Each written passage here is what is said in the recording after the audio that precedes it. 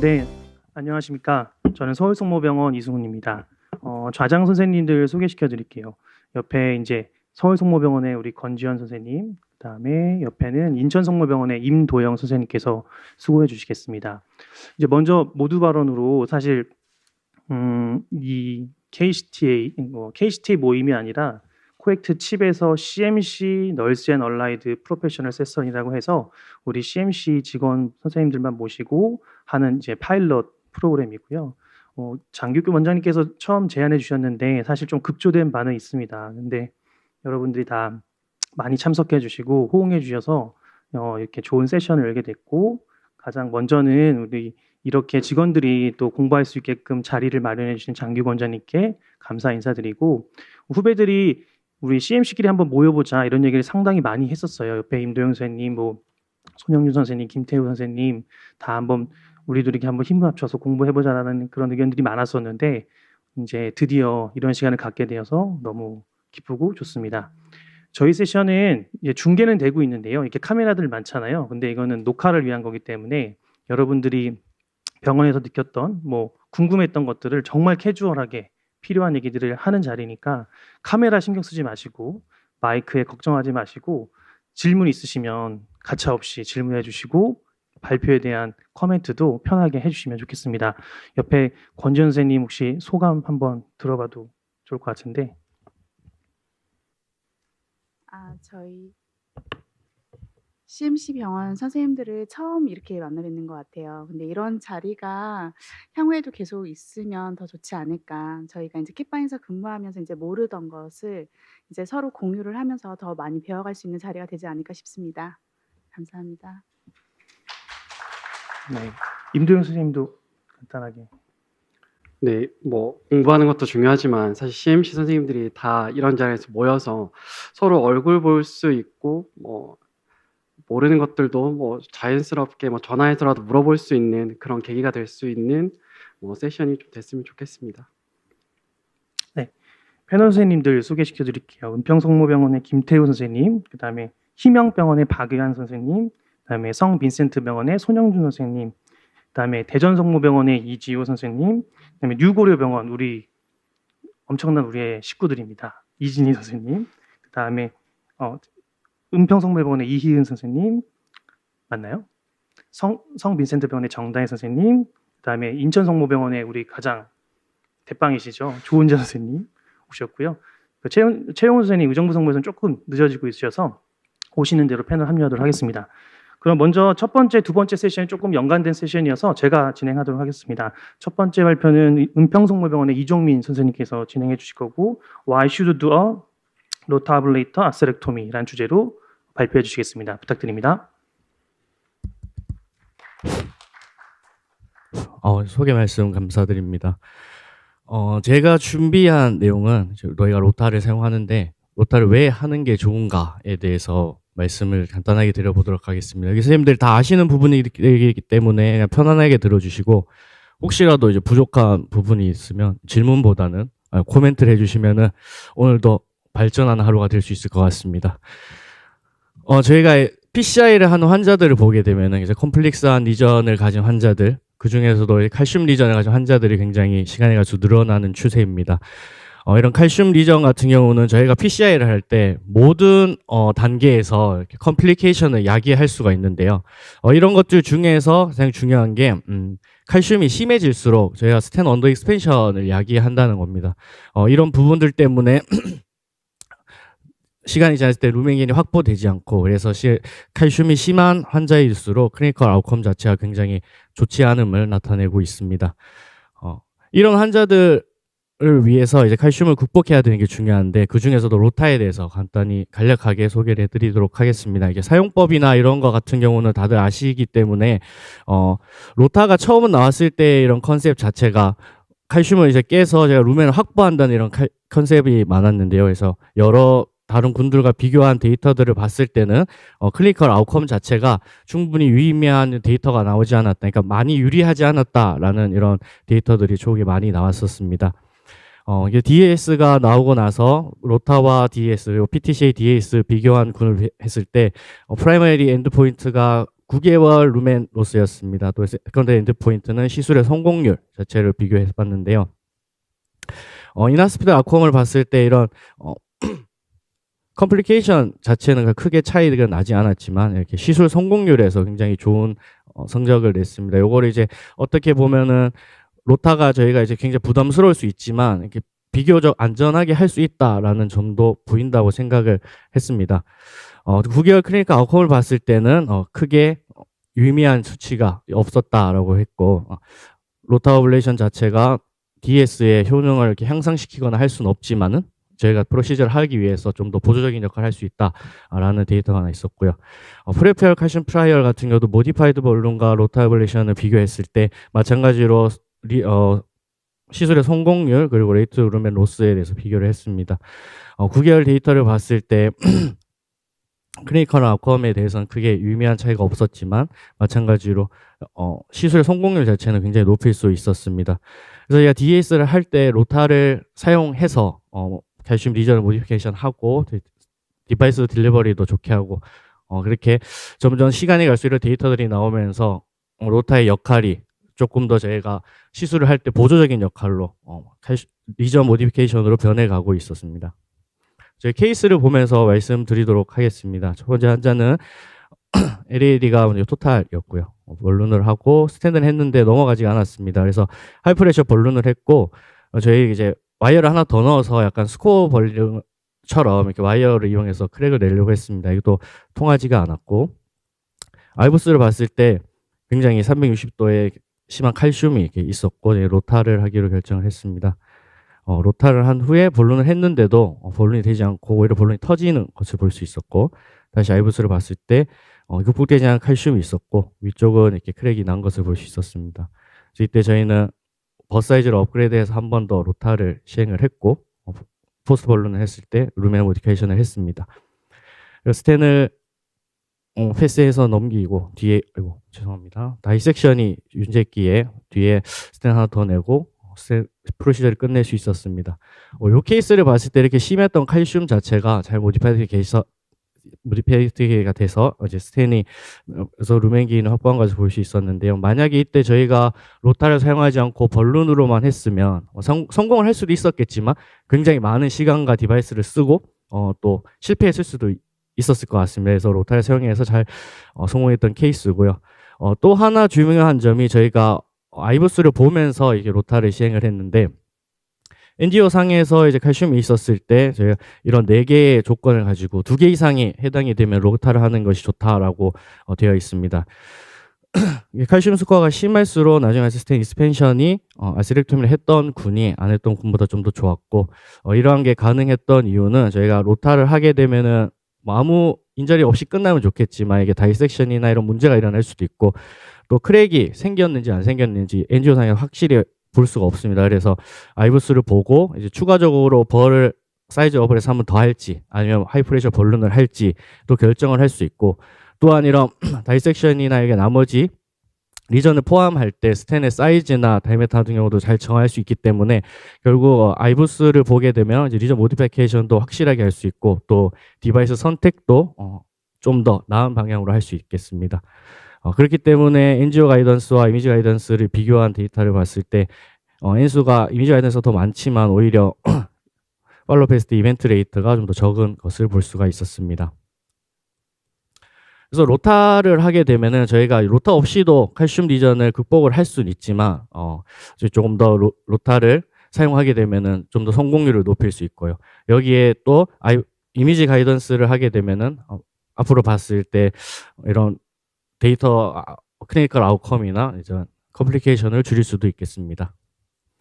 두 번째 케이스는 두 케이스를 비교하면서 말씀드리도록 하겠습니다. 첫 번째 환자, 두 번째 환자 모두 타원에서 PCI를 많이 진행했었고요.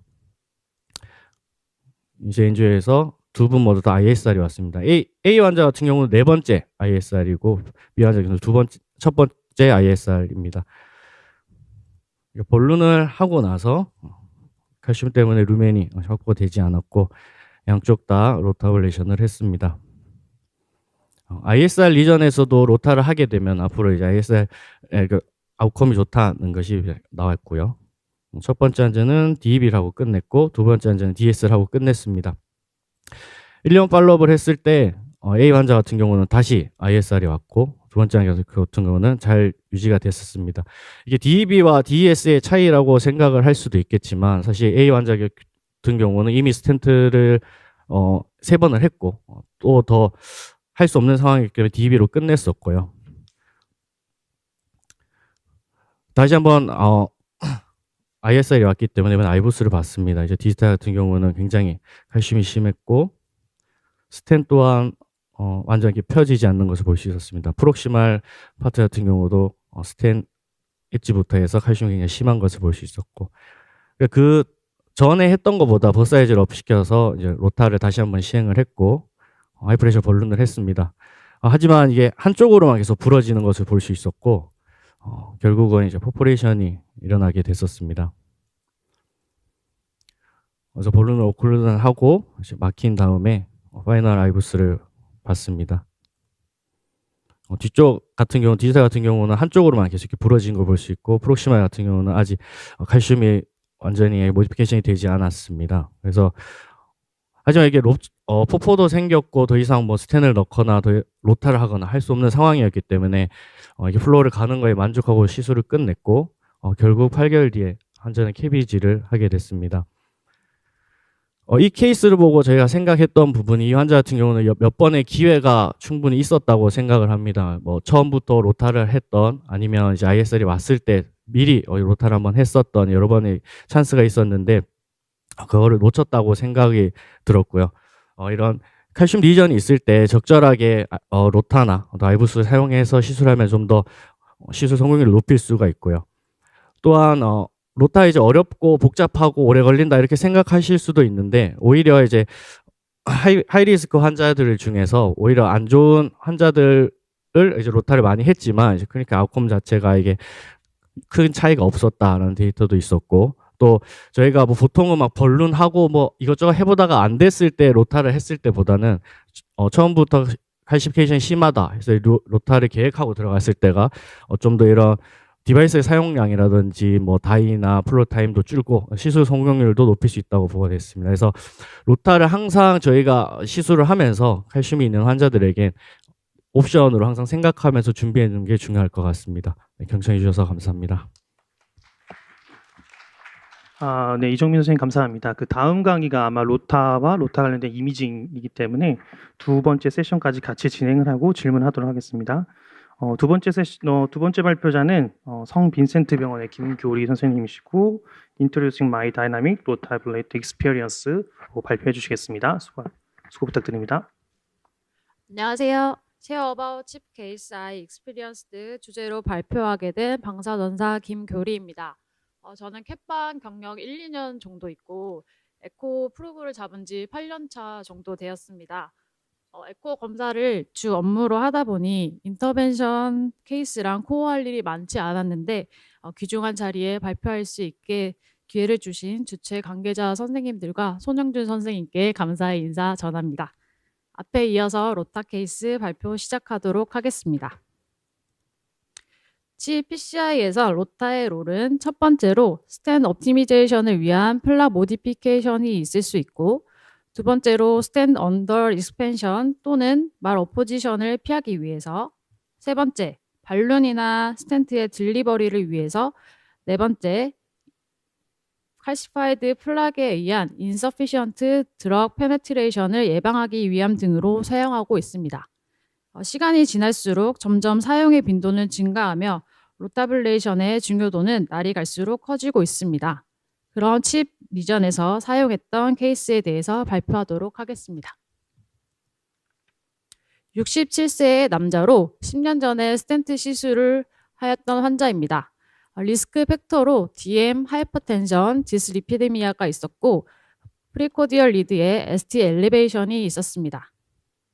이니셜 랩에서 CKMB 트로포닌 T가 상승하여 스테미로서 프라이머리 PCI를 위해서 CAG를 실시하였습니다. 베이스 NGO RCA에서 디스탈 부분에 서크로 가는 코 라테랄 플로우가 관찰되었고 레프트 스파이더를 뷰에서 프록시말 LAD 부분에 스럼보틱한 토탈 오클루전이 관찰되었습니다. 아래 이어 코어달 뷰에서 미드 서크에서 CTO 리전이 관찰되었고, CRA 뷰에서 프록시말 LAD 부분에 프리비어스 스탠트가 ISR 패턴 IV로 토탈 오클루전이 컬프리트로 프라이머리 PCI를 하기로 하였습니다. 와이어가 쉽게 넘어갔고 세미 발룬 2.5에 15로 플로우를 개선시켜 주었으며 라지 스럼보스가 관찰되었지만 스탠트를 하기로 결정하였습니다. 오닉스 3.5에 30으로 임플란테이션을 해주었습니다. 다이아고날 브런치가 이렇게 제일된 부분이 나타났지만 와이어 트라이 중에 약간의 플로우가 개선되어서 미드 LAD 헤비 카시파이드 플락이 관찰되었지만 플로우 리미테이션이 없었고 주니어 스텝이 새벽에 온사이트에서 프로시저를 더하기 힘들 거라고 판단하였고 체스트 페인도 개선되어서 더 이상 무리하지 않고 석세스풀하게 PCI를 종료하게 되었습니다. 하지만 1년 후에 환자의 그동안 팔로업에서는 심텀이 없으셨으나 최근에 인터미턴트하게 체스트 페인이 있었고 NIG 이펙트가 있었습니다. BP는 컨비네이션 약제를 사용하였지만 유지되지 않고 있었고 LDL 콜레스테롤은 스타틴으로 잘 유지가 되고 있었습니다. 메디케이션은 1년 DAPT를 유지하였습니다. 1년 동안 레프트 하트가 힐링되면서 리모델링이 왔는지 1년 전과 비교했을 때 전반적으로 이렇게 LA가 커져 있는 P 마이트랄렐레가 관찰되었고 LV 하이퍼트로피까지 관찰되었습니다. LAD를 PCI를 하였음에도 불구하고 패솔로직 Q 웨이브가 관찰되었고 헤비 칼시파이드 플락을 타겟으로 로타를 계획하고 CAG를 실시하였습니다. 베이스 NGO RCA 뷰에서 여전히 디스탈 부분에 서크로 가는 플로우가 코라테럴 플로우가 관찰되었고 이전에 없던 이 프록시말 RCA 부분에 울설레이션 플락이 관찰되었습니다. 하지만 플로우 리미테이션이 없었기 때문에 큰 의미를 두지 않았고 레프트 NGO에서 프리비어스 스탠트는 잘 유지가 되었지만 마찬가지로 이 미드 부분에 헤비 카시파이드 플락이 관찰되었습니다. 혹시나 하는 마음으로 세미 컴플레이언트 발룬으로 임플란테이션을 했지만 도그본 사인이 나타났고 이것은 헤비 카시파이드 플락임을 암시하였고 역시나 아이브스도 넘어가지 않았습니다. 플랜대로 로타를 하기로 하였고 프리비어스 스탠트의 스펙을 보시면 6개월 동안 약물을 방출하기로 되어 있고 듀러블 폴리메터로 1년 지난 시점에서 더 이상 약물을 방출하지 않으므로 스탠트 디스탈 엣지 사이즈가 평균 3.3 이상으로 랜딩 존으로 해서 1.5보로 로타를 하기로 하였습니다. 또한 로타의 와이어의 종류는 두 가지가 있습니다. 폴리피, 스티프가 있는데 스탠트 어블레이션을 최소화하기 위해서 플로피 와이어로 로타를 시행하기로 하였습니다. 로타를 한 후 NGO 상에서는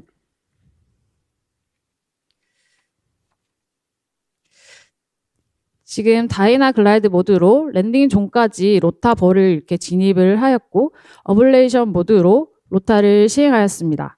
진입된다고 해서 무리하지 않게 툭툭 치듯이 진입을 하였고 15에서 20초 어블레이션 하고 충분히 폴리싱 하면서 여러 번 반복했고 디스탈 LAD까지 어블레이션 하였습니다. 로타를 한 후에 NGO 상에서는 컴플라이케이션이 없었고 발룬이 디스탈까지 넘어가서 디스탈 LAD, 미드 LAD까지 2.5에 15로 발룬을 해주었습니다. 발룬을 하고 나서 아이브스를 보았는데 디스탈 레퍼런스 사이즈가 평균 3.5 정도로 나왔고 오버랩 사이트가 4.0 이상으로 나왔고 이 다이섹션이 관찰되었지만 스탠트로 커버하기로 하였습니다. 디스탈 LAD를 3.0에 29, 미드 LAD를 3.5에 23으로 커버하였으며 아이브스에서 디스탈 쪽에 다이섹션이 관찰되었고 MSA가 5.49로 나와서 발룬을 한 번 더 추가로 해주기로 하였고 프록시말 스텐트 엣지가 마로 포지션인지 라테랄 게인인지 프리비어스 알브스가 없어서 알 수는 없었지만 에어리아가 많이 확보된 상태라서 그냥 두기로 하였습니다. 디스탈 LAD, 미드 LAD, 오버랩까지 NC 3.75에 12로 발륜을 해주었고 파이널 아이브스를 보았습니다. 파 디스탈 부분에 다이섹션이 보이는 이미지가 관찰되었고 이어서 인트라뮤럴 헤마토마가 관찰되는 게 스텐트 인서션을 하면서 헤마토마가 디스탈로 밀킹된 게 아닌가 싶은 생각이 들었습니다. 하지만 이 인스텐트 내에서는 크게 문제는 없었습니다.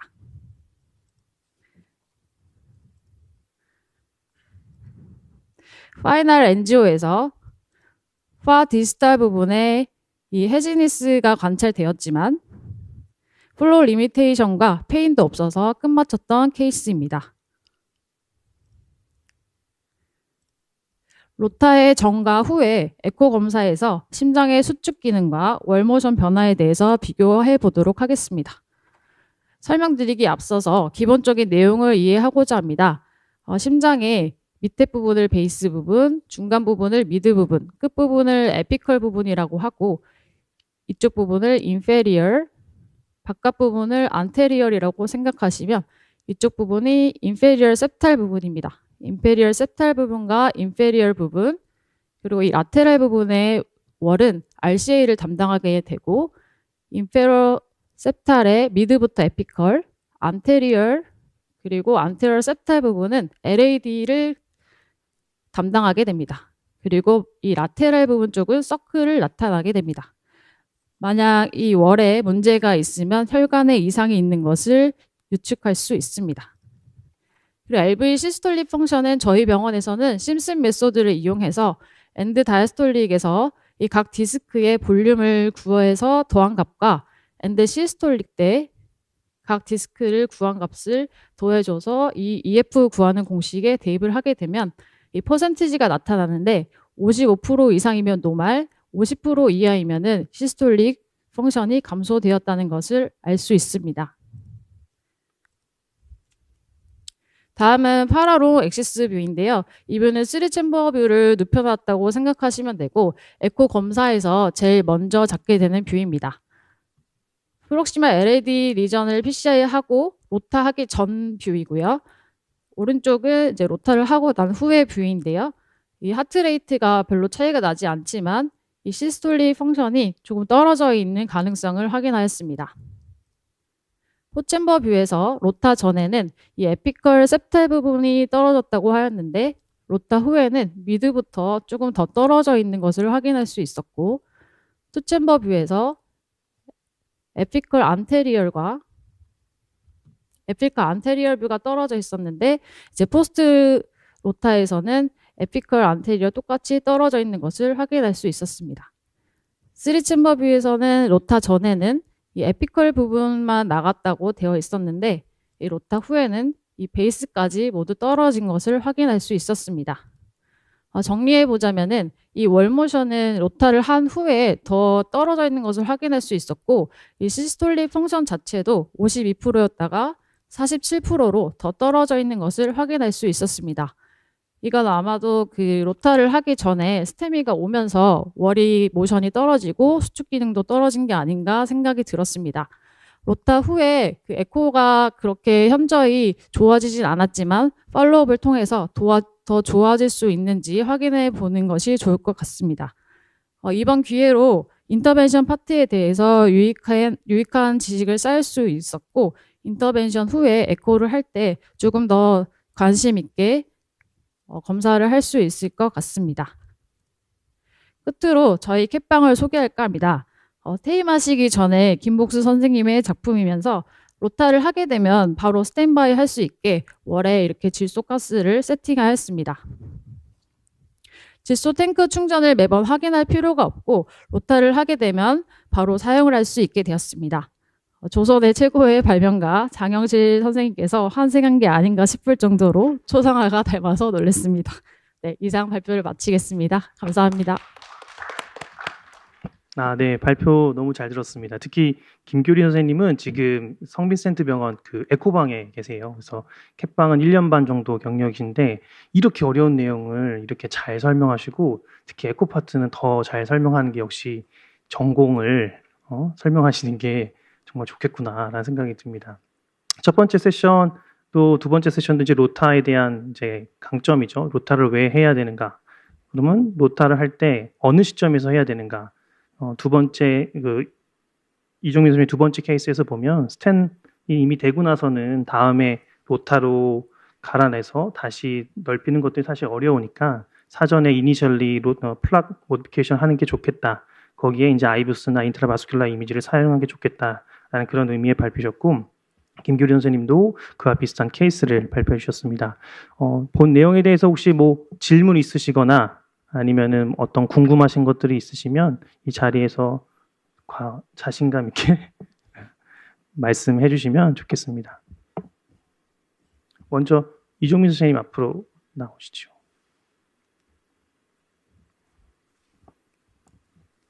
제가 한번 질문할게요. 그러면은 예를 들어서 두 번째 같은 경우 두 번째 케이스 서크의 ISR 리전에 있어서 이제 스텐 아블레이션을 하신 거죠. 근데 사실 스텐 아블레이션이 엄청나게 큰 그러니까 2.0 이상의 벌을 쓰지 않는 이상에는 크랙이 나거나 스텐트를 이제 디포메이션 시키는 그러기 어려운 게 사실인데 지금 스텐 아블레이션 하고 나서 효과를 봤던 케이스라고 생각을 하시는 건지 궁금하네요. 이 케이스 같은 경우는 사실 스텐 아블레이션하고 크게 유의미하게 효과를 봤던 케이스라고 생각하지는 않습니다. 그렇죠. 그러니까 이미 스텐트가 엄청 크게 되어 있고 거기에 이제 여러 겹이 또 돼 있고 그러니까 스텐 어블레이션이 큰 도움을 주진 않았을 건데 2.0 이상의 아주 큰 벌을 다이나믹하게 썼다면 그러면 굉장히 또 컴플리케이션이 많았을 거예요. 저항감도 심해서 프로시 할 때도 어려우실 거고 하는 그런 생각이 들고 한 가지 더 질문은 이제 아이부스를 보잖아요. 그러니까 로타 아블레이션을 한 다음에 우리가 지금 로타 아블레이션으로 이 칼슘에 어떤 효과가 있었다 없었다를 아이부스로 이렇게 구분해 내실 그 분석이 가능하신가요? 어떠신가요? 저희 아이부스를 로타를 하고 나서 봤을 때 이게 일정 부분에 크랙이 이렇게 생기지 않습니까? 그럴 때 이제 저희는 크랙이 생겼으면 이제 포스트 볼룬을 해가지고 충분히 더 모디피케이션이 가능하다라고 이렇게 판단하고 진행하고 있습니다. 네, 손영주 선생님. 저희 로타 할 때는 버 사이즈를 고를 때 거의 뭐 레코멘드 돼 있는 이제 0.5 밑으로 이제 루멘에서 이제 그렇게 정하고 있는데 다른 병원은 그 로타 버 사이즈를 정할 때 그런 식으로 하는지 아니면은 또 뭐 더 단계별로 해가지고 1.25부터 순차적으로 올라가는지 그런 게 좀 궁금합니다. 저희 같은 경우는 사실 이렇게 교수님마다 좀 다르긴 한데 그래서 비율적으로 이렇게 가시는 분들이 있고 또 이제 이미지로 봤을 때 굉장히 타이트하다 하면은 사실은 조금 더 큰 버가 넘어가기는 부담스러운 부분도 있습니다. 그래서 예를 들어서 1.5 버를 사용해서 이제 RPM을 높여서 처음에 한번 이렇게 한 다음에 살짝 이제 RPM을 낮춘 다음에 다시 한번 이렇게 해서 좀 더 효과를 더 주는 방법도 있지 않나 싶은 생각이 듭니다. 그러니까 저희가 이제 만약에 아이부스가 안 넘어간다 그러면 사실 1.25버부터 시작하는 게 맞는 것 같아요. 왜냐하면 뭐 칼슘이 어느 정도 타이트한지 모르기 때문에 일단 1.25부터 먼저 하고 만약에 이제 아이부스가 넘어간다고 하면은 이제 아이부스 보고 칼슘 투 칼슘 재서 이렇게 넘기는 방향으로 진행을 하고 있는데요.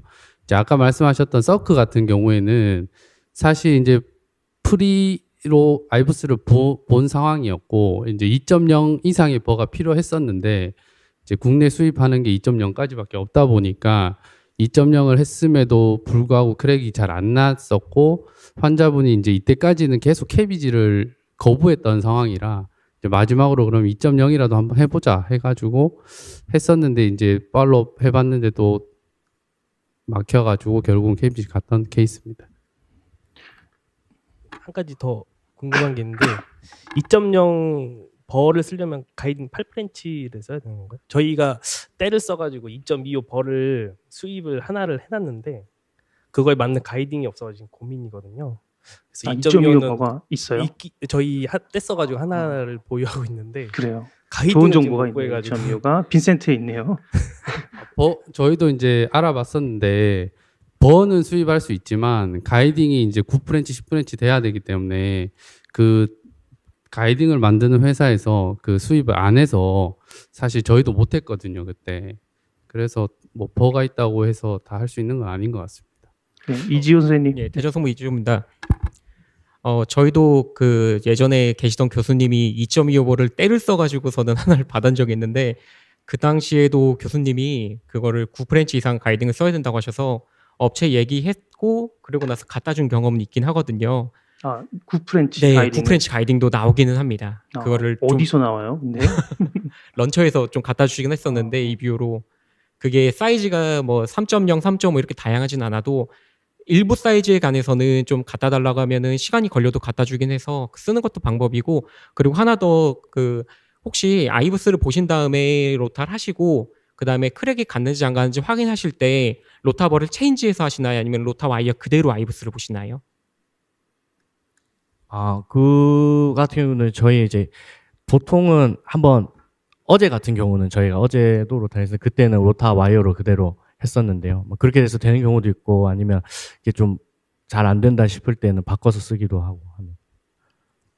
보통 로타 와이어가 좀 길어가지고 네. 불편하긴 해도 가급적이면은 로타를 이렇게 업사이징할 필요성 있을 때는 와이어 체인지를 하지 않고 그냥 로타 와이어 그대로 해서 할 때 제일 조심해야 될 게 저희도 조금 연차가 낮은 저희 그 방사선사 친구들이 들어가면은 그걸 잘 꺾어 먹어요. 넣다가 만다고 말다가 꺾으면은 다음에 로타 와이어 사용할 해서 로타 들어갈 때 많이 킬킹 돼가지고 그거 하나 좀 조심하시는 게 좋고 가급적이면은 와이어 체인지하는 것보다는 그냥 그대로 해서 업사이징하는 게 시간 절약에 좀 도움이 되긴 하더라고요.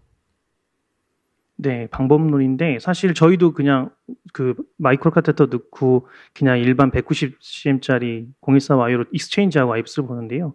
지금 이지호 선생님 말씀하신 대로 하면 좀 좋을 것 같고 한 가지는 방금 말한 대로 이렇게 꺾이고 뒤에서 손상 있는 경우가 많으니까 아이브스 수보 보고 다음 로타를 볼 때 또 그 와이어를 쓰기가 좀 부담스러운 면도 없지 않아 있어서 저희는 사실은 뭐 와이어는 그냥 계속 제공되는 거니까 그냥 뭐 2개, 3개 쓸 수 있잖아요. 그래서 저희는 이제 일단 교체해서 하는 타입인데 이주 선생님 테크닉도 한번 참고해 볼 만한 이야기인 것 같습니다.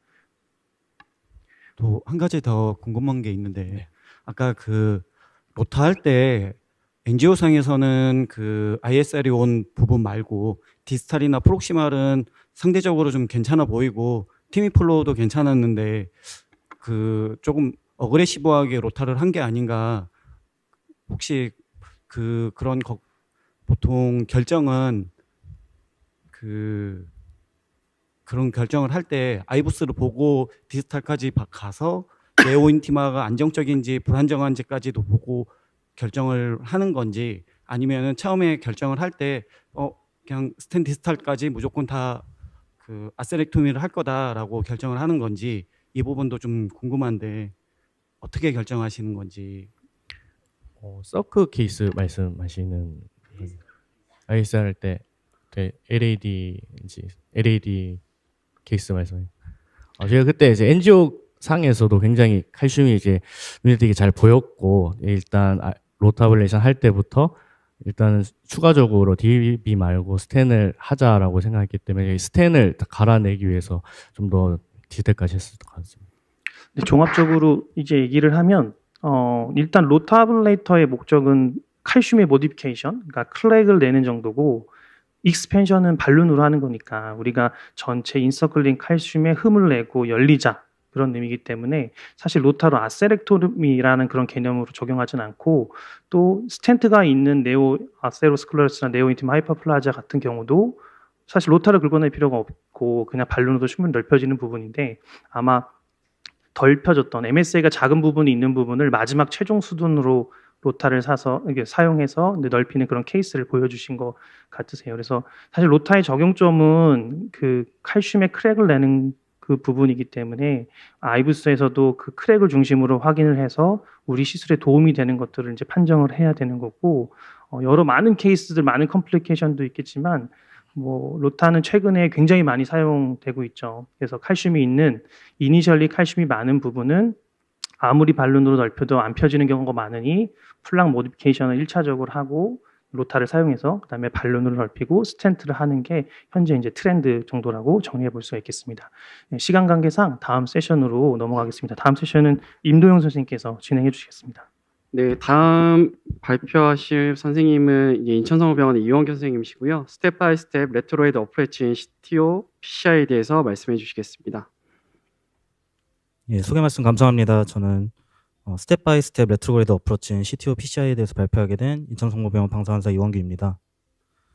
먼저 레트로그레이드 어프로치가 뭔지에 대해서 좀 말씀을 드리겠습니다. 레트로그레이드 어프로치란 타겟하는 CTO 베슬에 연결되어 있는 콜라테럴 채널을 통해서 가이드 와이어를 진입을 시키고 CTO 리전을 와이어링해서 PCI 하는 것을 일컫는 말입니다. 그렇다면 이 레트로그레이드 어프로치를 이용을 해서 왜 CTO PCI를 해야 되는지에 대해서 말씀을 드리면은 이 레지스트리는 이제 CTO PCI 시 레트로그레이드 어프로치를 했을 때 석세스 레이트를 나타내는 레지스트리인데 한 4,000면 정도 인로를 했고 그 중에서 한 60% 정도 레트로그레이드 어프로치로 크로싱했다라고 발표되어 있는 레지스트리입니다. 보시면은 프라이머리 크로싱 스트래티지로는 안테그레이드가 한 56%, 레트로그레이드가 한 40% 정도 시도를 했고 아까 말씀드린 대로 한 60% 정도가 레트로그레이드로 성공한 것을 나타냈습니다. 모든 레트로그레이드 케이스를 봤을 때 테크니컬 석세스와 프로시드럴 석세스에서 거의 한 80%가 육박할 정도로 높은 성공률을 나타낸 것을 볼 수 있습니다. 레트로그레이드 어프로치 같은 경우는 이제 전 세계적으로 한 20에서 50% 정도 사용이 되는데 이 레트로그레이드 어프로치를 이용을 해서 CTO PCI를 하게 됨으로써 최근에 한 15년간 CTO PCI의 석세스 레이트가 증가하였다라고 보고가 되어 있습니다. 제가 앞서 보여드렸던 레지스트리 외에도 여러 레지스트리에서 이제 레트로그레이드 어프로치를 했을 때 CTO PCI의 석세스 레이트가 많이 높아졌다라고 보고가 되어 있습니다. 자, 그러면 이제 레트로그레이드 어프로치를 왜 해야 되는지는 알겠고, 그러면 언제 이 레트로그레이드 어프로치를 시행을 해야 되느냐? CTO PCI를 플랜을 할 때 엔지오그래픽하게 4가지 키를 가지고 좀 플랜을 세워라라고 발표한 페이퍼이고, 여기서 얘기하는 이제 레트로그레이드를 언제 해야 되는지를 좀 보시면은 프록시멀 캡이 좀 모호할 때, 그다음에 CTO 세그멘트가 20mm 이상으로 좀 길 때, 그다음에 시비한 칼시피케이션이 있거나 시비한 톨처시티가 있는 CTO 리전일 때 레트로그레이드 조금 고려를 해볼 수 있겠고, 콜라테랄의 사이즈나 톨처시티나 바이퍼케이션의 유무나 뭐 콜라테랄의 앵글, 디스타 캡까지의 거리 이런 것들을 고려를 해서 레트로그레이드 어프로치를 고려를 해라라고 되어 있습니다. 다음은 이제 글로벌 좀 전문가들이 만든 글로벌 CTO 크로싱 알고리즘인데 앞서 보였던 내용하고 좀 비슷한데 보시면은 이런 식으로 좀 알고리즘에 따라서 어느 상황에 어떤 리전 캐릭터일 때 레트로그레이드 옵션을 좀 고려를 해라라고 나와 있는 자료입니다. 앞선 두 자료를 보시면 이제 어떤 CTO 캐릭터인지를 잘 파악을 해서 어떤 상황에서 레트로그레이드 어프로치를 하는 것을 결정하는 것이 굉장히 중요하다라고 말씀드릴 수 있겠습니다. 자, 그러면 이제 레트로그레이드 어프로치를 하기로 결정을 했다면은 어떤 스텝 바이 스텝으로 이제 레트로그레이드 어프로치를 할 것인지에 대해서 좀 말씀을 드리려고 하는데, 잘 나와 있는 자료가 있어서 이 자료를 바탕으로 제 나름대로 조금 스텝 바이 스텝으로 좀 설명을 해보도록 하겠습니다. 첫 번째로는 이제 콜라테랄을 선택을 해야 됩니다. 콜라테랄을 선택을 할 때는 이제 듀얼 엔지오그래피를 하게 되는데 낮은 배율로 패닝하지 않고 코로나리 트리가 다 보이게끔 엔지오그래피를 해서 최소 2개에 비해서 더 많은 뷰를 촬영을 해서 어떤 콜라테랄을 통해서 레트로그레이드 어프로치 할지를 결정을 해야 합니다. 콜라테랄 채널을 선택을 할 때 이제 베르너 클래시피케이션이라는 것이 있는데 이제 그 타겟하는 CTO 리전과의 뭐 연결성이라던가 콜라테랄의 굵기 이런 것들을 고려를 해서 CC0부터 CC3까지 나눠놨고 CC3에 가까울수록 레트로그레이드 어프로치 하기에 좀 더 용이하다라고 보실 수 있겠습니다. 보통은 셉탈 채널을 퍼스트 초이스로 많이 하게 되는데 그 이유는 이제 에피카디아 채널 같은 채널보다 이제 톨처시티가 더 적고 탐포네이드 리스크가 더 적기 때문에 셉탈 채널을 퍼스트 초이스로 고려하는 것이 좋겠습니다. 이제 콜라테랄 채널을 선택을 했다면은 그 콜라테랄 채널을 통해서 와이어를 진입을 시켜야 합니다. 와이어를 선택할 때는 이제 뭐 좀 토커빌리티가 높은 시온을 쓰거나 아니면은 팀로드가 굉장히 낮아서 좀 툴처스한 구간을 잘 통과할 수 있는 수호03 같은 와이어를 주로 사용을 하고, 이제 상황에 따라서 시온 블랙이나 XTR 같은 좀 하이드로필릭 코팅이 되어 있는 와이어를 사용하기도 합니다. 콜라테랄을 크로싱하는 테크닉으로는 서핑 테크닉과 컨트라스트 가이드 테크닉이 있는데, 서핑 테크닉 같은 경우는 이렇게 엔지오그래피 상에서 잘 안 보이지만 길이 있어 보일 것 같은 이러한 콜라테랄을 서핑하듯이 하트비트를 느껴가면서 이런 식으로 와이어를 돌려서 천천히 진입시키는 방법입니다. 컨트라스트 가이드 테크닉 같은 경우는 이제 엔지오그래픽 상에서 좀 잘 보이는 이런 콜라테랄을 내비게이팅 해가지고 와이어를 진입시키는 테크닉이라고 보실 수 있겠습니다. 자, 이제 가이드 와이어가 콜라테랄을 통과를 했다면은 레트로그레이드 쪽으로 이제 엔지오그래피를 해봐서 가이드 와이어 디스탈 TV, 디스탈 트루루맨으로 잘 진입을 했는지를 컨펌하는 것이 중요하겠습니다. 자, 와이어가 이제 콜라테랄을 통해서 진입을 했다면은 그 와이어를 따라서 이제 마이크로 카테터를 콜라테랄로 진입을 해야 되는데요. 보통 마이크로 카테터는 푸시하거나 로테이팅 하면서 진입을 하게 되는데, 만약에 마이크로 카테터가 잘 진입이 되지 않을 경우에는 한 3가지 정도 옵션을 고려해 볼 수 있겠습니다. 첫 번째로는 가이드 서포트를 좀 높여보는 방법이 있을 수 있겠고, 두 번째로는 콜라테랄을 좀 다일레이션 해보는 방법이 있을 수 있겠습니다. 그리고 세 번째로는 마이크로 카테터를 좀 더 로어 프로파일이랑 아니면 아예 다른 캐릭터의 마이크로 카테터로 좀 교체를 해서 다시 진입을 해보는 방법이 있을 수 있겠습니다. 마이크로 카테터까지 진입이 완료가 됐다면은 이제 CTO 구간을 크로싱하는 단계가 필요한데, 이 부분은 다음에 발표해 주실 선생님께서 좀 자세히 설명해 주실 것 같아서 저는 좀 한번 짚고 넘어가는 정도로 설명하겠습니다. 첫 번째로는 이제 레트로그레이드 와이어 에스컬레이션이 있는데, 비교적 스튜어트 세그먼트이거나 디스탈 캡이 좀 테이퍼드 되어 있는 경우에 좀 사용해 볼 수 있는 옵션이겠고, 리버스 카트나 카트와 같이 레트로그레이드 다이섹션 리엔트리를 이용을 해서 와이어를 패스시키는 방법이 있겠습니다. 이 두 방법으로도 다 안 되면은 이제 레트로그레이드 와이어를 마커 삼아서 안테그레이드 쪽으로 다시 한번 와이어링 해볼 수 있겠습니다. 와이어가 CTO 구간을 통과를 했으면은 와이어를 익스터널리제이션 하는 과정이 필요합니다. 보통 RG3 와이어를 많이 사용을 하고, 테크닉으로는 이제 트래핑 테크닉과 스네어링 테크닉이 있는데, 트래핑 테크닉 같은 경우는 레트로그레이드 구간에서 레트로그레이드에서 CTO 구간을 통과를 한 다음에 안테그레이드 가이딩 카테터 오스 안쪽으로 마이크로 카테터를 진입을 시키고, 안테그레이드 가이딩 카테터 쪽으로 트래핑 벌룬을 넣어서 요 RG3 와이어를 트래핑 한 다음에 레트로그레이드 쪽으로 이렇게 마이크로 카테터를 제거를 하고 RG3 와이어를 안테그레이드 가이딩 카테터 바깥쪽으로 익스터널리제이션하는 테크닉입니다. 스네어링 테크닉 같은 경우는 이제 마이크로 카테터가 그 CTO 구간을 잘 통과하지 않거나 아니면 이 안테그레이드 가이딩 카테터 안쪽으로 마이크로 카테터가 진입이 안 될 때 사용해 볼 수 있는 방법인데요. 그림에서 보시는 것과 같이 안테그레이드 가이딩 카테터 쪽으로 스네어를 집어넣어서 RG3 와이어를 요 오스 앞쪽에서 스네어링 해가지고 안테그레이드 가이딩 카테터 바깥쪽으로 익스터널리제이션하는 테크닉입니다. 이번 그림은 이제 RG3 와이어를 안테그레이드 가이딩 카테터 Y 커넥터 바깥쪽으로 좀 꺼내는 거를 좀 나타내 본 거고, 이런 식으로 인트로듀서를 이용을 해서 Y 커넥터 바깥쪽으로 RG3 와이어를 꺼내시면 되겠습니다. 이제 익스터널리제이션까지 완료가 됐으면은 해당하는 CTO 리전은 PCI를 하고 익스터널리제이션 했던 와이어를 제거하는 과정이 필요합니다. 보시면은 안테그레이드 가이딩 카테터 안쪽으로 마이크로 카테터를 리어드밴스 시킨 다음에 레트로그레이드 방향으로 RG3 와이어를 플로로스코피를 보면서 젠틀하게 천천히 제거해 주시면 되겠고, 엔지오그래피를 반드시 해가지고 콜라테랄 채널이 인저리를 받지 않았는지, 퍼포레이션 되진 않았는지, 다이섹션 되진 않았는지를 체크를 한 다음에 그런 컴플리케이션이 없다면은 마이크로 카테터를 제거하고 시술을 종료해 주시면 되겠습니다. 다음은 레트로그레이드 어프로치 시 발생할 수 있는 여러 컴플리케이션의 종류입니다. 퍼포레이션, 도너베슬 트러블, MI, 바스큘러 어세스 블리딩 같은 게 생길 수 있는데, 이제 콜라테랄 채널이 인저리를 받아서 퍼포레이션이 생겼을 때는 발룬 탐포네이드를 해보고, 그래도 퍼포레이션이 지혈이 안 된다 싶으면은 코일 엠볼리제이션과 같은 옵션을 고려해 볼 수 있겠고, 이제 도너베슬의 스롬보시스 같은 것이 생기지 않도록 프로시저를 하는 동안 ACT를 잘 체크를 해줘서 이러한 문제가 생기지 않도록 예방하는 것이 중요하겠습니다.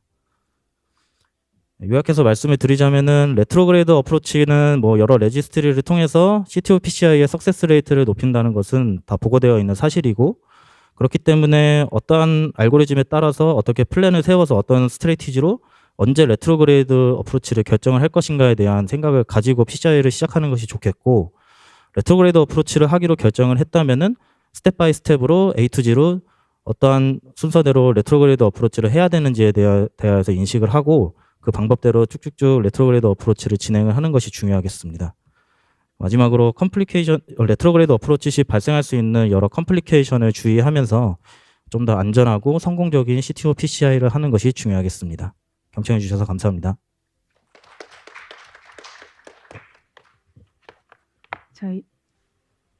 저희 다음 발표는 The Last Gate to the Retrograde Approach, 카트 앤 리버스 카트로 대전성모병원의 노정윤 선생님께서 발표하도록 하겠습니다. 네, 안녕하십니까. 오늘 발표를 맡게 된 대전성모병원에서 근무하고 있는 방사선사 노정율이라고 합니다. 저는 오늘 카트와 리버스 카트에 대한 간단한 설명과 그거에 관한 케이스를 하나 준비를 했는데 앞에 선생님이 이론적 부분을 너무 잘 설명해 주셔서 제 케이스를 보는데 좀 더 도움이 되지 않을까 싶습니다. 그럼 발표를 시작하도록 하겠습니다. 먼저 리버스 카트란 CTO 상황에서 레트로그레이드 와이어의 풍선을 확장시켜서 안테그레이드 와이어가 풍선이 확장된 공간을 활용해서 트루루맨으로 지나게 하는 테크닉입니다. 그 반대로 리버스 카트는 풍선의 위치가 레트로그레이드 와이어가 아닌 안테그레이드에 있다고 생각하시면 되겠습니다. 이때 주의할 점으로는 안테그레이드와 레트로그레이드 와이어는 같은 선상에 위치할 수 있도록 노력해야 하며 이걸 확인하기 위해서는 다양한 앵글로 플로러를 돌려가면서 확인하는 것이 좋겠습니다. 또한 볼루는 2에서 2.5mm 크기가 적당하지만 상황에 따라서는 좀 더 작거나 큰 볼룬을 쓸 때도 있습니다. 그리고 카트와 리버스 카트는 근본적으로 서브인티멀 딜라테이션이기 때문에 과도한 볼룬과 스텐트의 확장은 펄포레이션을 유발할 수 있으므로 주의하는 것이 좋겠습니다. 그럼 케이스 발표를 시작하도록 하겠습니다. 환자분은 63세 남성으로 2달 전부터 가슴이 점점 아파져서 이제 병원에 내원하셨고 TT 결과 EF는 65.8%고 월모션은 따로 없었습니다. 트리플 CTO가 있는 환자였고 RCA 오스와 디스탈 RCA에 텐덤 CTO가 있었고 미드 서크에도 CTO가 있었습니다. 제 CTO 스코어는 RCA 오스는 2점, 디스탈은 3점, 그리고 서커는 0점이었습니다. 저희는 가장 난이도가 일단 낮은 서커부터 시술을 하기로 했고 가이딩은 6프렌치 EBU 3.5를 이용해서 시술을 시작했습니다. 먼저 저희는 일단은 커세어 프로의 필더 XDR을 이용해서 와이어링을 했고 그렇게 어렵지 않게 와이어링이 됐습니다. 그래서 이제 프리볼룬과 스텐트 그리고 NC 볼룬까지 다 치고 이렇게 엔조를 보고 이제 마무리를 했습니다. 죄송합니다. 그리고 이제 다음 날 저희는 RCA는 다음 날 이제 스테이지 PCI를 하기로 하였고 가이딩은 7프렌치 EBU 3.5를 이용해서 와이어링을 했습니다. 레트로그레이드 어프로치를 하기로 했고 커세어 프로 XS의 수호 3를 이용해서 와이어링을 했습니다. 셉탈 브랜치를 통해서 와이어링을 시도했지만 와이어링이 잘 되지 않아서 저희는 다시 안테그레이드로 플랜을 바꿔서 커세어 프로의 미라클 3를 이용해서 와이어링을 했는데 생각보다 쉽게 미드 RCA까지 와이어링이 잘 되었고 디스탈 RCA까지 계속 와이어링을 시도했지만 계속 서브 인티마 쪽으로 와이어링이 되었고 주행 경로도 명확하지가 않아서 다음에 다시 CT를 찍고 도전을 하고 다시 플랜을 짜서 하기로 하였습니다. 그래서 일단은 먼저 프록시말 RCA가 일단 트루루맨인지 맞는지 확인하기 위해서 아이브스를 보고 트루루맨이어서 2.5에 15mm 볼룬을 한 뒤에 3.5와 4mm 스텐트를 오버래핑해서 삽입하였습니다. 그리고 엔조를 보고 크게 이상이 없어서 마무리를 한 뒤에 이제 디스탈 RCA를 CTO를 다시 리트라이하기 위해서 3달 뒤에 환자분이 내원하셨습니다.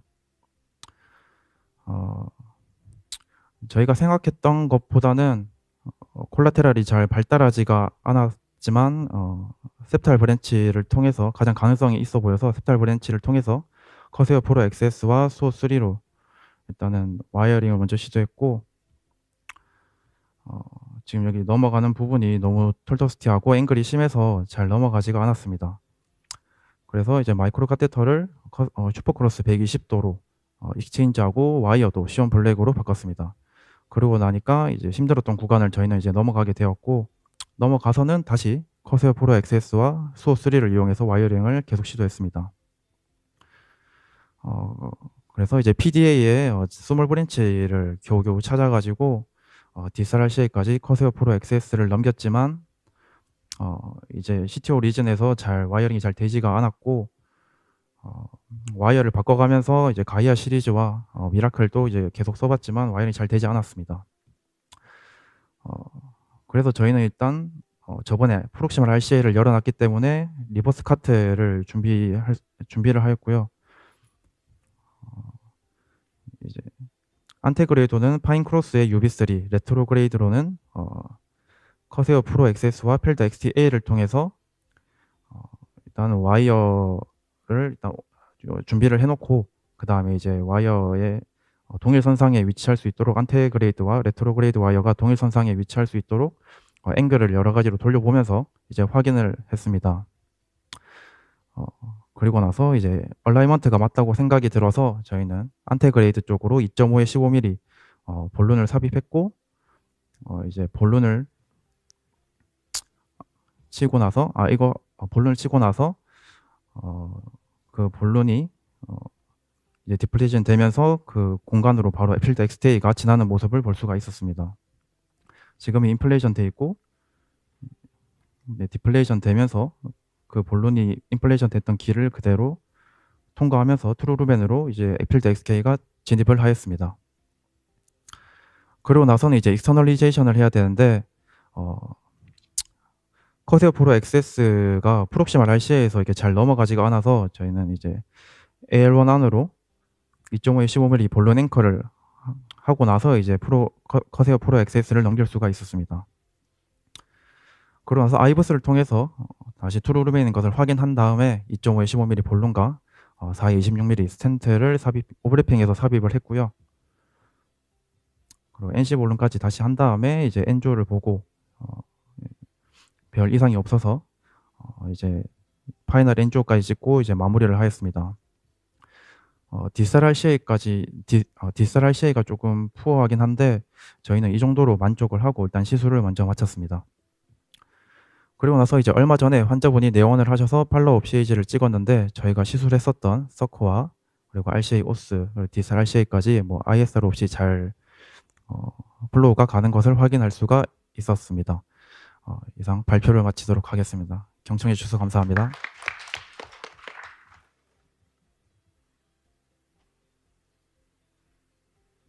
네, 지금 이원규 선생님, 노정현 선생님 두 분 다 레트로그레이드 어프로치 CTO PCI에 대해서 말씀을 해주셨는데요. 사실 개인적으로 바이라테럴 레트로그레이드 하면서 굳이 꼭 해야 되냐 이런 거 느낄 때가 좀 많은데 두 선생님께 공통적으로 좀 질문을 드리고 싶은 게 그렇다 그러면 이 CTO PCR 꼭 트라이를 한번 해봐야겠다 이런 걸 어떤 바이어비티를 가지고 조금 병원에서 진행을 좀 하시는 건지 아니면 어떤 환자 증상 뭐를 보고 하시는 건지 뭐 안 그래도 그냥 막혀 있으니까 한번 트라이 해보자 이렇게 좀 하시는지 뭐 어떤 에비던스 있어서 조금 접근을 하시는지가 좀 궁금한 것 같습니다.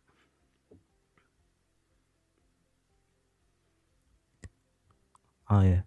말씀해 주신 대로 좀 그런 바이어빌리티 같은 거를 좀 보고 하시면은 더 좋긴 하겠지만 사실 그렇게까지 바이어빌리티를 다 보면서 이 CTO를 뚫어야 되냐 말아야 되냐를 결정하시지는 않는 것 같고 보통 엔지오그래피를 했을 때 이제 좀 속된 말로 좀 뚫을만 하냐를 보고 많이들 하시는 것 같고 특히나 제가 아까 PPT에서 보여드린 대로 좀 이제 콜라테랄이 괜찮게 있느냐 그런 거를 보고 좀 레트로그레이드까지 트라이 해볼 만한 좀 그런 엔지오그래피 상에서 잘 보이느냐 이런 거를 판단을 해서 좀 CTO를 PCI를 많이들 하시는 것 같습니다. 혹시 대전 성모에서는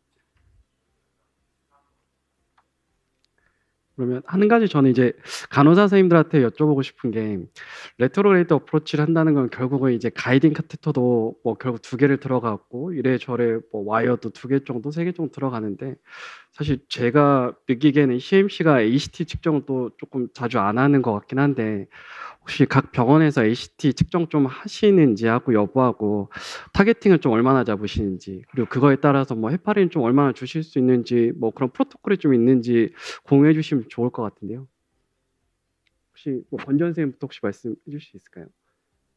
어려운 질문이네요. 네. 우선은 근데 ACT를 진행하는 데 있어서는 이제 프로시저 타임이 어느 정도이냐라는 게 먼저 우선적일 것 같아요. 우선 저희가 일반적인 프로시저를 진행하는 데 있어서는 ACT는 따로 진행하지 않고요. 그냥 CTO 리전에서 이제 진행을 하는데 CTO 리전에서도 이제 ACT를 보고자 하는 교수님이 있고 또 그냥 괜찮다 나는 1시간마다 그냥 2천만 줘라라는 하는 교수님이 있기 때문에 우선 ACT를 진행하게 되는 데 있어서는 ACT 타겟은 한 150에서 250 사이라고 보시면 되고요. 그냥 루틴적으로 거의 1시간마다 2천 정도 준다라고 생각하시면 됩니다.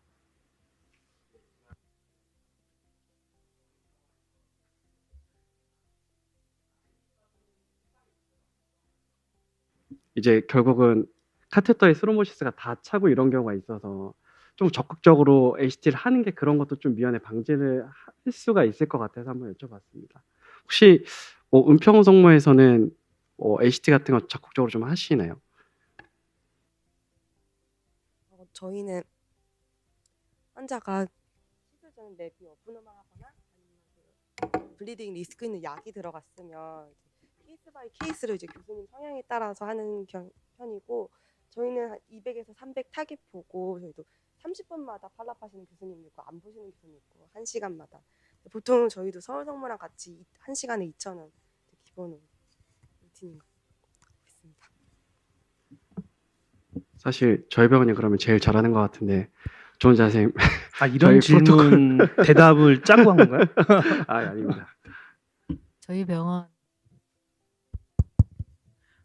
저희 병원은 일단은 CTO 때부터 하고 아니면 길어지는 CTO 아닌 길어지는 시술일 때 1시간 되면 1,000을 주긴 하거든요. 그런데 이제 어떤 경우에는 2,000 주기도 하고 그래요. 근데 이제 ACT는 보통 CTO 할 때 체크하고 저희는 한 250 정도 그 정도 타겟으로 저희는 주고 있습니다. 근데 전반에 우리 자장 선생님도 말씀하셨듯이 해파리는 계속 들어갔는데 그런 불상사가 생겼어요. 보니까 라인이 약간 디스커넥이 됐더라고요. 약간 이렇게 좀 샜다 그럴까? 그래서 해파린이 제대로 안 들어가는 거. 그래서 처음에 환자가 왔을 때 라인이 제대로 이렇게 잘 유지되고 있는지 잘 들어가지만 이게 제대로 이게 안 잠가져서 나중에 이렇게 디스커넥 된 거 모르고서 주는 경우가 있었거든요. 그래서 줄 때는 항상 한 번 더 확인하는 게 중요한 것 같고 그게 굉장히 기본인데 간과하기 쉬운 거거든요. 그래서 저희는 그런 경험이 있고 나서는 아주 되게 스트릭트하게 좀 라인에 신경 써서 보고 있습니다. 혹시 패널 선생님 중에 질문 있으신 분 있으신가요? ACT 얘기 나와가지고 좀 말씀드리고 싶은 게 있는데 저희가 보통 ACT 해가지고 다른 병원 선생님들도 마찬가지로 200에서 250 정도로 타겟팅을 하고 그리고 계속 해파리는 주는 것도 중요한데 저희 병원에서도 한 케이스 있었는데 계속 ACT만 보면서 반대쪽 카테터를 리거지를 안 하고 프러싱 안 한 상태에서 조영제를 한번 썼더니 그 뒤로 그 안에 있던 스루모스가 싹 딸려 들어가는 경우가 좀 있었거든요. 그 뒤로 저희는 보통 프러쉬가 좀 길어지면은 반대쪽 카테터를 안 쓰는 곳에 10분 단위로 계속 피를 제거하고 셀라인을 계속 푸싱하는 길을 하는데 그럴 때 옆에서 교수님들이 실린지를 넘겨서 꺼지었다 짜보면은 드물게 나오는 경우가 좀 있긴 하더라고요. 그래서 그것도 좀 유의를 했으면 좋을 것 같긴 합니다. 보통 ACT 타겟을 제가 좀 찾아봤는데 이렇게 바이라테랄로 할 때는 뭐 300에서 350까지 보시는 경우도 꽤 많더라고요. 그래서 조금 더 높게 보시는 것도 그런 스롬보스를 예방하는 데 좀 도움이 되지 않을까 싶습니다. 사실은 이 주제가 레트로그레이드 어프로치에 대한 이제 어떤 테크니컬한 부분인데 이영균 선생님께서 너무 설명을 잘해 주셔서 이제 HT로 방향이 이제 흘러가고 있는데 한 가지 여쭤볼 게 그러면은 예를 들어서 우리 지금 사실 제가 이제 드리고 싶은 말씀은 CMC가 이제 CTO로 굉장히 많은 경지에 올라가고 있다라는 사실을 생각을 해요. 왜냐하면 지금 대전이든 인천이든 은평이든 서울성모든 다 이 케이스의 수준이 CTO에 대한 케이스의 수준이 저희가 이제 감히 평가할 건 아니지만 굉장한 수준의 경지에 있는 케이스를 많이 하고 있다. 레트로그레이드를 성공시키고 리버스 카트를 해서 접근하는 이런 프로시저가 결코 쉬운 것들이 아닌데 우리 교수님께서 참 잘하고 있는 프로시저인 것 같고 한 가지 질문 드릴 건 보통 한 CTO 몇 시간 정도 이렇게 해요? 인천은? 교수님들의 그날 컨디션에 따라 좀 다른데요. 그렇죠. 컨디션 네. 엄청 영향 받습니다. 네. 컨디션 좋으신 날에는 막 3시간 넘게 하실 때도 있고 좀 안 좋으신 날에는 1시간 만에 그만두실 때도 있고 한데 아까 제가 PPT에서도 보여드렸듯이 뭐 글로벌 CTO 전문가들도 뭐 3시간 넘으면은 그만해라라고 레커멘드 하고 있거든요. 그래서 보통은 한 프로시저 타임이 3시간이 넘어가면은 그만하는 게 맞지 않나 저는 그렇게 생각하고 있습니다. 대전 성모도 CTO의 성지잖아요. 저희도 마찬가지로 교수님들 컨디션 따라 다르긴 한데 보통 한 3-4시간 정도 하시고, 그리고 저희는 볼 때 타겟 BP를 좀 봐가지고 환자 이니셜 BP에서 한 30 미만 떨어지거나 그러면은 교수님들이 조금 적극적으로 하시는 거를 좀 지양하시는 경우가 좀 있어요. 많이 하시는다기보다는, 그리고 차라리 하기보다 3개월 뒤에 아니면 한 6개월 뒤에 콜라테라션을 좀 확인하고 그리고 나서 좀 고려를 하시더라고요. 뭐 예전 같은 경우는 저희도 한 4-5시간씩 했었는데 보통 예후가 더 좋진 않았어가지고 요즘은 좀 많이 안 하는 편이긴 합니다. 다른 뭐 질문 있으신가요? 사실 이게 테크니컬한 걸 예. 유그레 병원 이진희 선생님. 예, 안녕하십니까. 저 뉴그레 병원의 이진희라고 합니다. 저희 병원은 아무래도 케이스가 많지 않다 보니까 뭐 기구에 대한 퍼스트 초이스나 뭐 와이어나 뭐 여러 가지 좀 어려울 때가 많은데 여기서 좀 많이 배우게 되긴 했는데 제가 궁금한 거는 그런 루틴, 특히나 이게 마이크로 카테터 자체 퍼스트 초이스나 아니면 어떤 상황에서 어떤 거를 주로 추천을 하거나 뭐 그런 상황이 좀 루틴 같은 게 있는지 좀 궁금해서 여쭤드립니다.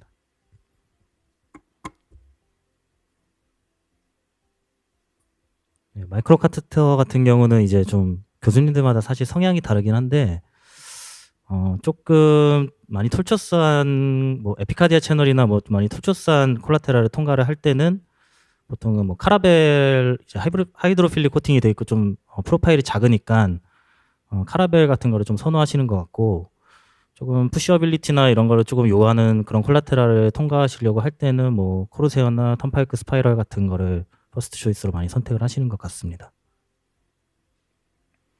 주신 질문은 사실 이제 교수님들마다 병변마다 참 많이 다르긴 한데, 또 한 가지는 이제 마이크로 카테터가 굉장히 발전을 많이 하고 있으니까 요새 크로세어 XS 이런 것들은 또 하이브리드하게 그런 부분을 또 접근할 수 있어서 그런 디바이스들이 많은 도움을 주실 수 있을 것 같습니다.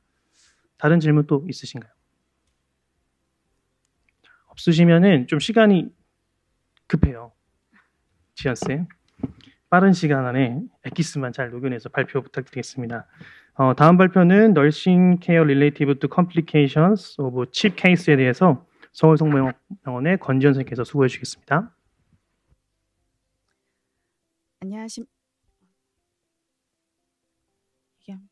안녕하십니까. 서울성모병원 권지현 간호사입니다. 제가 발표할 주제는 칩 PCI에서 이제 예기치 않게 발생되는 카디악 제니샥에 대한 간호 중재에 대해서 발표하도록 하겠습니다. 목차입니다.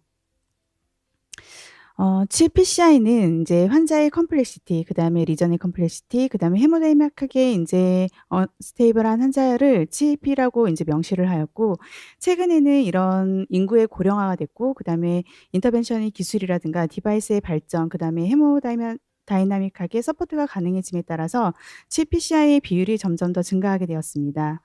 하지만 칩 PCI를 진행함에 따라서 이제 헤모다이나믹 인스터빌리티를 필연적으로 이제 접할 수밖에 없고, 컴플리케이션이 이제 위험성이 점점 더 증가되고, 그다음에 프로시저 타임이 지연됨에 따라 여러 가지 하자드가 동반되고 있습니다.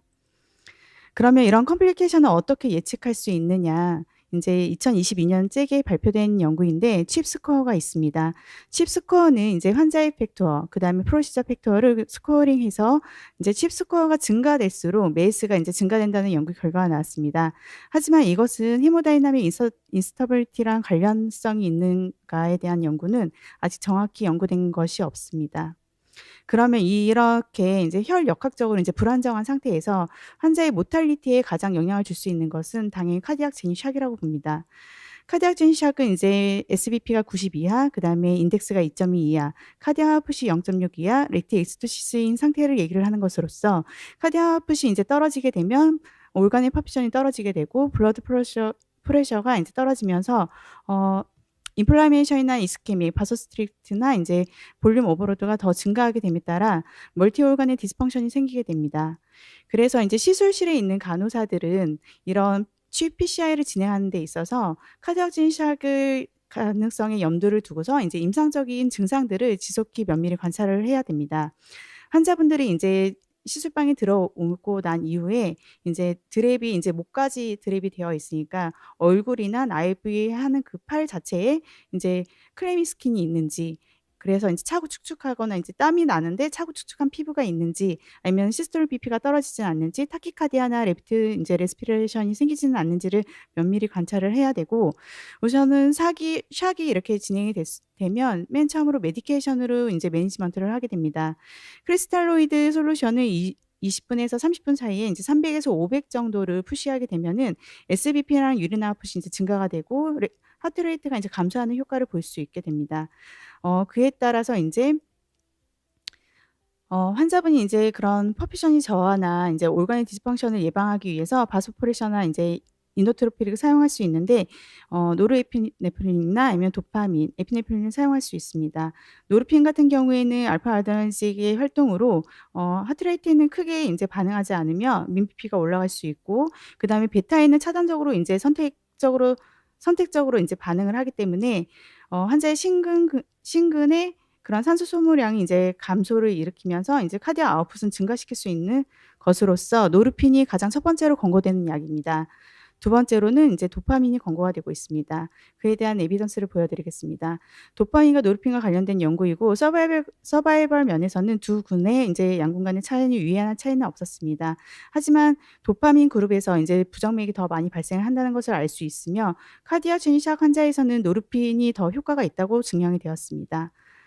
에피네프린과 노르핀과 관련된 연구인데, 아트리얼 프레셔나 아니면 카디악 인덱스 같은 경우에는 유의한 차이가 없었고, 하트레이트나 이제 락테이트, 그다음에 더블 프로덕트 같은 경우에는 에피네프린이 더 많이 발생이 되고, 그에 따라서 레프레토리 샥에 더 머무는 빈도가 더 많아지는 것을 알 수 있습니다.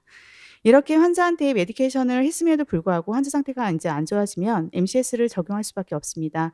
현재 우리나라에서는 두 가지 에크모랑 IBP가 이제 MCS로 활용이 되고 있는데, IBP 같은 경우에는 LV 언로딩이 가능하고, 그래서 이제 LV EDP나 심근의 산소 소모량이 이제 감소되는 이제 효과를 얻을 수 있고, 코로너리 퍼퓨전이 가능함에 따라서 이제 시술하는 데 있어서 그런 어려움들을 극복할 수 있는 디바이스이긴 하지만, 카디악 서포트 면에서는 분당 0.5리터라는 마지널한 상태입니다.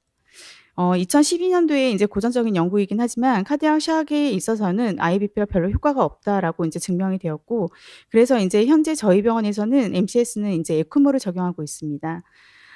에크모는 그런데 이제 LV 언로딩 측면에서는 바람직하지 않고, 애프터로드가 이제 증가가 있으면서 LV의 EDP가 이제 증가되는 이제 그런 컨디션을 만들어주기 때문에 어쩌면 이제 스테이블하게 이제 취입 PCI를 진행하는 데 있어서 에크모 서포트 PCI를 진행하는 것은 좀 부담이 될 수 있습니다. 하지만 현재 이제 어떤 상황에서 어떤 디바이스를 사용하느냐에 정확한 가이드라인이나 아니면은 합의점이 없는 게 지금 현실입니다. 케이스입니다. 82세 여자 환자분이시고 DMIBP CKD를 가지고 있었습니다. 리센트 MI로서 이제 엔지오를 진행을 했는데 헤비 카시피케이션에 이제 디퓨즈한 스리베스 환자였습니다. 교수님은 이 세 가지 옵션을 이제 보호자분한테 권유를 하였지만 보호자분들이 이제 연령이 높으니까 그냥 PCI로 좀 했으면 좋겠다라고 해서 이제 PCI가 진행이 됐고, 먼저 톨러러블한 RCA랑 서크를 PCI를 진행했고, 그 다음에 순차적으로 LAD를 이제 PCI를 하였습니다. LED 이렇게 와이어링 되어 있는 것을 보시면 되게 톨철스한 것을 볼 수 있고 헤비 카시피케이션이 보이는 것을 알 수 있습니다. 그래서 교수님이 로타로 그러면은 이제 PCI를 진행하자라고 하는 순간에 로타 와이어가 끊어지면서 이 플로우 자체가 없어지니까 이제 서크에다가 이제 벌루닝을 시행하면서 서크에 이제 퍼포레이션이 생기게 되었습니다. 그래서 환자는 카디악 진샥이 되었고 CPR을 하는 상황에서 인투베이션 및 에크모를 인서션하게 되었습니다. 그러면 이런 에크모는 어떤 것이냐? 말 그대로 이제 체외에서 멤브레인을 통해서 산화시킨다. 그래서 에크모라는 이름을 갖게 되는 것입니다. RA에서 베인 혈액을 펌프를 통해서 끌어 들어와서 멤브레인을 통해서 이제 가스랑 에어를 통해서 O2랑 CO2의 산소 교환이 이루어지게 됩니다. 그래서 100%의 이제 산화가 된 블러드가 아테리로 다시 넣어주는 심폐 바이패스의 한 형태라고 볼 수 있습니다. RPM이라고 하는 거는 이제 펌프의 이제 회전 속도를 얘기를 하는 것인데 기본 성인은 분당 kg당 50에서 60을 설정을 합니다. 그 대신 이제 4,500이 이제 넘어가게 되면 헤몰라이시스가 생길 수 있으니까 4,500은 넘기지 말자라고 하는 게 있고 RPM은 그렇게 이제 저희가 설정 값으로 이제 넣어주면 LPM은 이제 자동으로 설정이 되게 됩니다. LPM은 이제 펌프의 플로우라고 보시면 되고 FiO2는 O2를 제어하는 역할, 그 다음에 수압가스는 이제 O2를 제거하는 역할을 하게 됩니다. VA 에크모는 이제 센트럴과 페리페럴 두 가지 종류가 있습니다. 그래서 이제 저희는 이제 페리페럴 에크모를 이제 거진 이제 더 많이 사용을 하고 있고 페리페럴 에크모 같은 경우에는 이제 드리네이지 캐뉼라는 이제 베인 카테터를 얘기를 하는 것인데 베인 카테터는 이제 RA 정션이나 SVC에 이제 넣게 됨으로써 이렇게 티 끝이 구멍이 이렇게 뚫려 있으면서 많은 혈액이 이제 유입이 될 수 있도록 하는 것이고 그다음에 카테터 자체가 이제 넓으면 넓을수록 이제 플로우 자체를 많이 빨아들일 수 있기 때문에 아테리 캐뉼라보다 이제 베인 캐뉼라가 더 크다는 것을 알 수 있습니다. 그리고 이제 레턴 캐뉼라는 아테리 캐뉼라를 얘기하는 것인데 아테리 캐뉼라는 이제 피모럴 아테리를 통해서 이제 어브도미널 아orta까지 짐을 하게 됩니다. 이렇게 이제 피모럴 아테리랑 베인을 이제 사용하기 때문에 어쩔 수 없이 엠블레이션은 이제 제한이 이루어질 수밖에 없고 다리에는 이스케미아가 발생이 되고 그다음에 LV의 디스펑션, 그다음에 디퍼런셜 하이폭시아를 발생할 수 있게 됩니다. 그래서 림브 이스케미아를 이제 예방하기 위해서는 워낙에 이제 아테리 카테터가 그 플로우의 방향이 위로 갈 수밖에 없습니다. 그래서 아래로는 거의 흐르지 못하게 되는 이유가 카테터 자체가 이제 아테리를 다 막고 있고 그래서 이제 플로우 자체가 밑으로 가는 게 어려울 수 있기 때문에 아테리 캐뉼라 있는 곳에 이제 CFA나 SFA 쪽으로 이렇게 이제 마이크로 카테터를 이용을 해서 펑처를 시도하게 됩니다. 펑처는 이제 플로우 자체가 잘 보이지 않기 때문에 이렇게 소노그래피나 아니면은 플로로스코프를 이용해서 이제 같이 이렇게 보관해서 펑처를 시도하게 됩니다. 그래서 5프렌치에서 6프렌치 슈스를 삽입을 하게 되고 아테리아 연결을 해주면 밑으로 가는 플로우가 생기기 때문에 림프 이스케미아를 예방할 수 있습니다.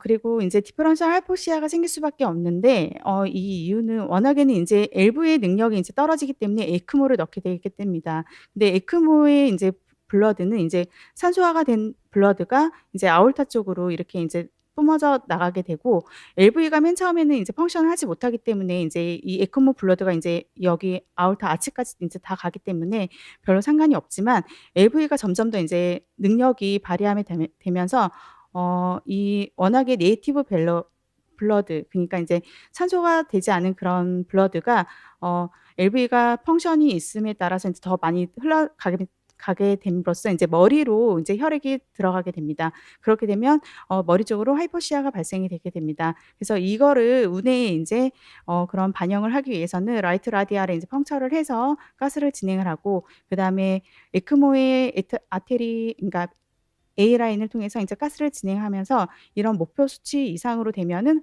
운해에 산소 공급이 잘 되고 있다는 것을 알 수 있습니다.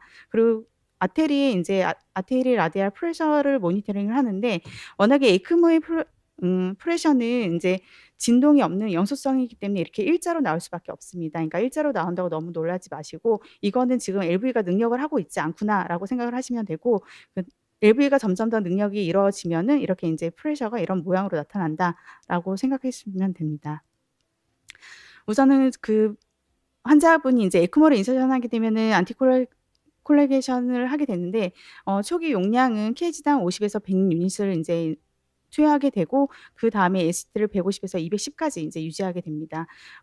이렇게 되면 이제 블리딩 포커스를 이제 맞출 수 있고 환자분이 이제 민BP가 너무 높게 될 경우에는 두 개의 이제 출혈이 있을 가능성이 높기 때문에 민BP는 65에서 75 사이를 유지하도록 하게 합니다.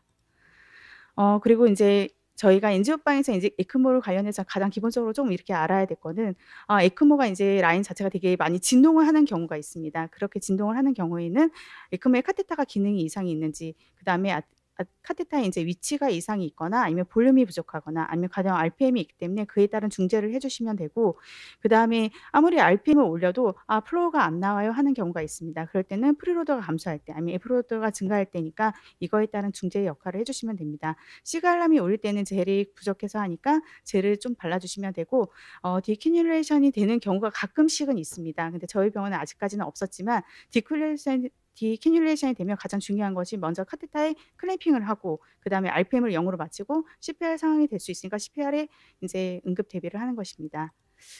썸머리입니다. CPCI를 하는 환자분에 있어서는 LV 이젝션이 많이 떨어지면은 그런 헤모다이나믹 인스타빌리티가 생길 수 있는 가능성을 열어두셔야 되고, 그래서 그런 CPCI 하기 전에는 이제 노르핀을 믹스한 그런 플루이드를 미리 준비를 해놔야 됩니다. 그리고 환자 상태를 그런 이제 티슈 퍼퓨전이 괜찮은지에 대한 그런 증상을 면밀히 관찰을 해야 되고, 오늘 제가 발표한 이 에크모에 관한 내용만 조금이라도 알고 계시면 에크모에 관해서는 그렇게 부담스럽거나 그러진 않을 것 같습니다. 네, 이상입니다. 네, 너무나 엑기스만 잘 뽑아서 설명해 주신 것 같습니다. 근데 사실은 준비 시간이 굉장히 없었고 사실은 의뢰드리기 좀 불편했을 수 있었는데 밤새면서 이렇게 준비하시는 것 같더라고요. 그래서 너무 감사드리고 좋은 내용에서 많은 도움 됐을 것 같습니다. 플로우나 패널 선생님들 중에 혹시 궁금한 사항 있으시면 질문 받도록 하겠습니다. 네, 성 빈센트 병원 정다혜 선생님. 네. 혹시 네네 그 마이크 대고 해주세요. 노에피를 사용한다고 하셨는데 저희 병원 아직도 교수님들이 도파를 기본적으로 사용하고 있거든요. 그래서 노에피를 항상 그 응급 상황에 대비해서 믹스를 이렇게 완전체 제재가 있나요? 노에피 믹스를 완전체 제재는 없고요. 저희가 ODW 200에다가 노르핀 30을 믹스를 해요. 항상 그래서 준비를 예, 좀 칩이나 좀 환자 상태가 안 좋을 것 같다. 그러면 먼저 미리 준비는 먼저 미리 해놓고 그에 따른 그냥 처방도 같이 그냥 좀 내놔요. 이제 프리파레이션이다. 그 용어로 사용했다. 처음에 그럼 제가 노에피를 잘 많이 이제 최근에 좀 쓰고 있는데 용량을 어떻게 시작하시는지. 근데 우선은 용량이 워낙에 KH단 뭐 0.4 마이크로를 먼저 시작을 해라라고 하는데 저희는 이제 30ml를 믹스해서 보통은 시간당 2cc나 4cc를 먼저 시작을 하는데 이제 교수님의 그런 컨펌 하에 이제 진행을 하게 됩니다. 네, 또 다른 질문 있으실까요? 네, 의정부성모병원 최용훈 선생님 먼저 질문 받겠습니다. 네. 저기 에크모 관련해서 한번 여쭤보고 싶은 게 있는데요. 시술 중간에 에크모를 넣게 되면 그 에크모 팀이 따로 와주시는지 아니면 시술 중간에 그냥 바로 그 촬영실 내에서 이루어지는지, 그리고 에크모 기계는 각 병마다 그 촬영실 안에서 다 가지고 계시는지 그게 좀 궁금하거든요. 네, 요거 사항은 사실 성모병원 우리 성모 CMC 재단이 다 다를 것 같아요. 그래서 질문을 다 같이 공통적으로 드려보겠습니다. 그래서 만약에 우리가 응급 상황에서 에크모를 넣게 될 때 캣방에서 직접 하시느냐 아니면 CS 팀이 오시느냐인데요. CS 팀이 와서 해주는 병원 어디 손 한번 들어볼까요? 은평 성모는 와서 해주고요. 그러면 빈센트 병원은 어때요? 최대한 빨리 호출을 해서 빨리 와주는 거를 좀 기다리는 편이고, 그리고 그 동안 저희는 이제 프라이밍을 준비를 해서 조금 딜레이 되더라도 저희가 최대한 그 CS 팀 올 때까지는 저희가 최대한 하려고 하고 있습니다.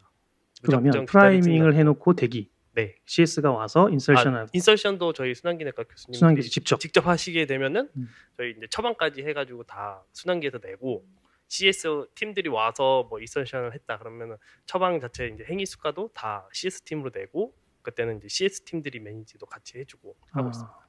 대전 성모는 100% 다 저희가 넣고 하고 있습니다. 네. 매니지도 저희 교수님들이 다 하고 있습니다. 서울 성모 얘기해 주세요. 네. 우선은 지금 서울 성모는 CS와 협력이 되게 잘 되고, 우선은 행위료 자체가 이제 CS에서 낼 수밖에 없기 때문에 저희가 이제 CS가 와야지만 저희는 이제 에크모를 넣을 수 있습니다. 우선은 심폐기사가 프라이밍을 다 하고 심폐기사랑 같이 오고, 만약에 심폐기사가 오프인 날은 CS 교수가 와서 하는데, 저희가 이제 너무 급하고 빨리 돼야 되는 상황이거나 이럴 때는 이제 펑처까지만 좀 진행을 하고 이제 인서션 하는 거는 CS 팀에서 하고 있습니다. 인천 송모는 어떠세요? 저희는 CS에 거의 의존적인 것 같고요. 뭐 말씀하신 대로 저희는 일단 뭐 캐뉼라 넣는 것도 저희가 하지는 않고 일단 아트리 베인 정도만 시스 좀 작은 걸로 넣어놓고 오면 바로 와이어 넣고 캐뉼라 넣게 정도만 준비하고 있습니다. 2대2 정도 됩니다. 근데 이제 제가 요번에 케이스를 준비하면서 정말 조금 요즘에 이제 전공의도 없고 펠로우 선생님들도 없잖아요.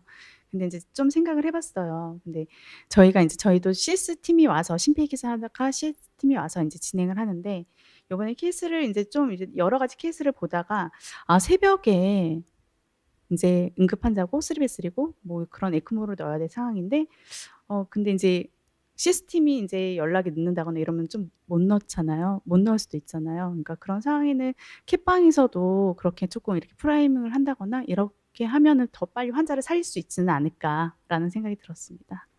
네, 맞습니다. 근데 뭐 사실은 캣방에 있는 직원 선생님들, 우리 간호사 방 선생님들이 다 일단 기본적으로 프라이밍하고 세팅하는 거 정도는 다 하실 수 있으시죠?